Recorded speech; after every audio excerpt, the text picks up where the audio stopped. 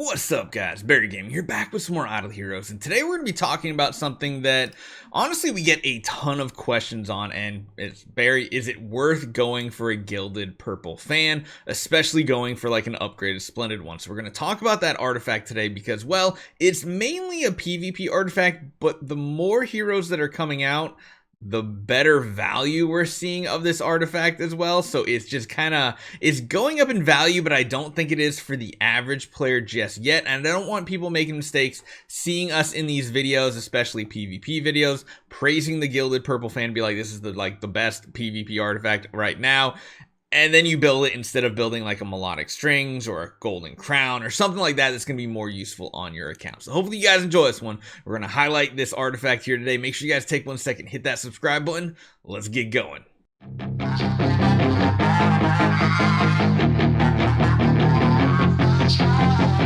So this right here is the artifact we're talking about. The stats are interesting because it is both defensive and offensive, which is something you don't find all that often.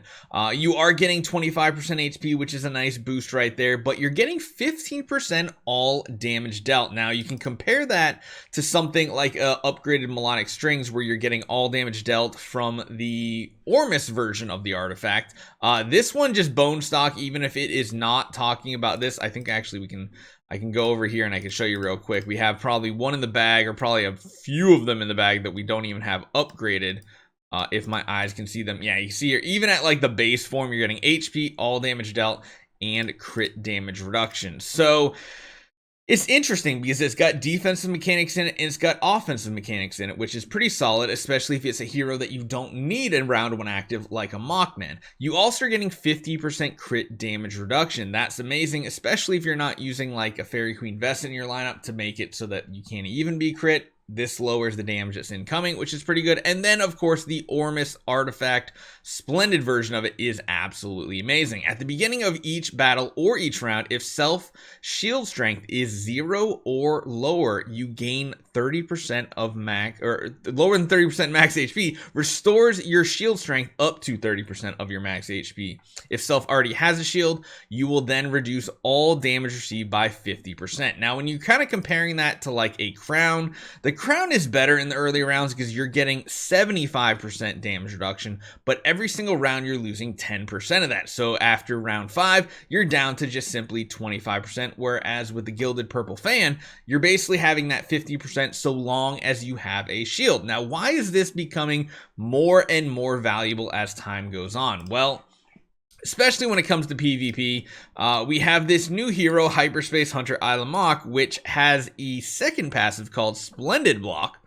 Whenever an ally blocks successfully, grants an ally shield equal to 860% of his attack and elegance for 2 rounds. Elegance, of course, increases your all damage reduction by an additional 15% and restores self HP equal to 430% of Hyperspace Hunter's Ilamok's attack when elegance or the shield becomes ineffective. So this paired with the flag is the really awesome combo, because not only are you getting an additional 15% on top of the 50% you're getting when you have that that effect on you, you're also going to get a heal once you finally take damage. So if the shield wears off and you're now not taking that 50% damage reduction, you're instantly getting a heal to hopefully keep you alive. And this combo is absolutely amazing. Now, the shield strength that you're getting, this has been like this for what, like almost 2 years now, since they fixed the way Fiona's shield worked. Because previously,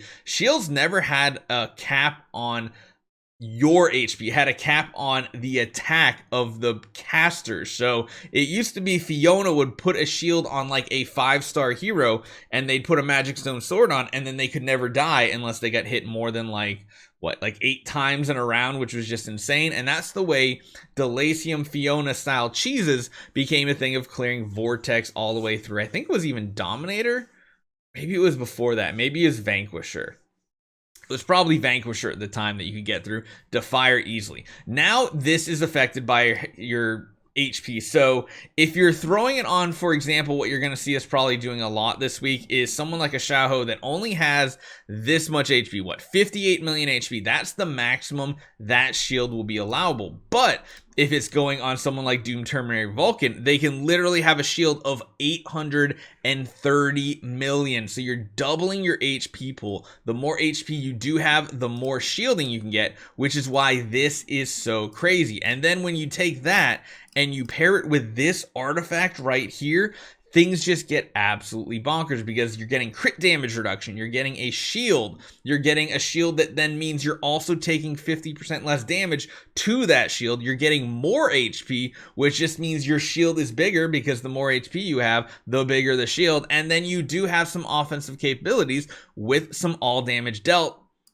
And then, like I said before, on top of that, you're getting another 15% damage reduction. So you're essentially running a 65% all damage reduction 100% of the time, so long as you can keep that shield going. And if you have one of these on your hero, and at the end of the round, somehow they did beat your shield down, you didn't block or something, you missed a block, this is going to put you back up over there. Now, there's another reason why Xiahou is becoming so strong nowadays too, and that is because your natural block rate is much higher nowadays, at least when you get to the end game. When you get to the end game, there's multiple things that are going to start playing a role in this. Some of these are going to be treasure bonuses where you're going to get like dodge rates and stuff, but there is one, I believe, for block rate. You can get exclusive for warriors that give even more crit damage reduction, which is nasty, but the biggest one is going to come in the form of star spawn. So we already have the fortress one, which gives you 32.6 block chance. Then if you do have a fortress hero in the lineup, you get an additional, which is pretty cool. I don't think any other heroes do it. Wow, actually Spirit of Piety might be a good one for PvP. Going HP and additional damage reduction is pretty awesome.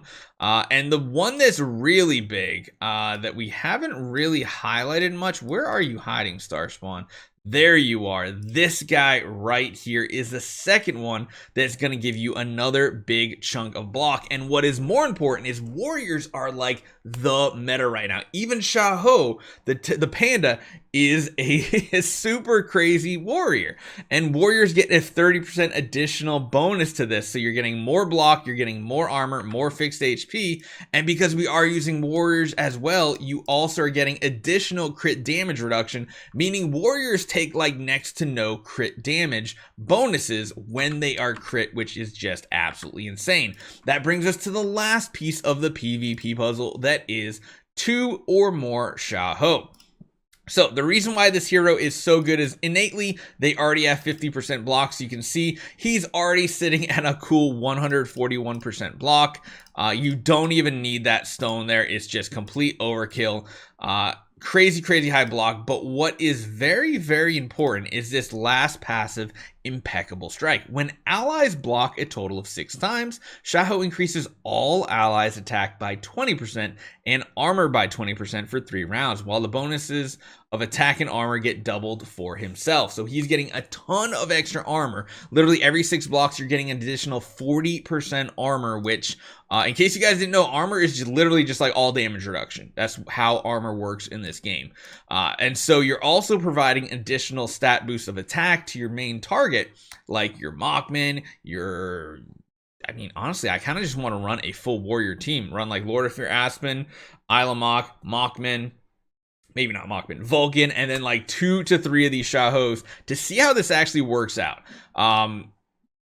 It would be interesting to build another panda. I don't know if I want to do that right now because dust is an issue, and I mean, maybe we convert one of these Rogans, because I feel like pandas are better PvP units than them right now. And that just, all those things put together just means this is insane, because if you are blocking attacks as well, blocking reduces the damage you take. So you're reducing your damage from block, you're reducing your crit damage reduction between Star Spawn and this and all that. You're getting a shield that's going to reduce the damage you take into your normal health pool. And then when you have the shield, you're taking 65% all damage reduction.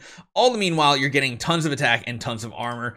It is a snowball effect, which is what makes this artifact so strong in PvP. I think tomorrow we're going to highlight this in a few different videos, probably PvP oriented and maybe even in PvE. But warriors right now, warriors are amazing. I absolutely love them in this game. Hopefully this helps you guys out understand just a little bit better why end game is going towards the Gilded Purple Fan, but it's not something you as an average player probably needs to go after just yet. Hopefully this was informative. Let me know in the comments down below if you think anything different or you would like to add any information for the players out there. I love when you guys are actually putting tons of comments down there, sharing ideas and talking about different things. It really makes for a cool little dialogue, and I'll see you guys next time.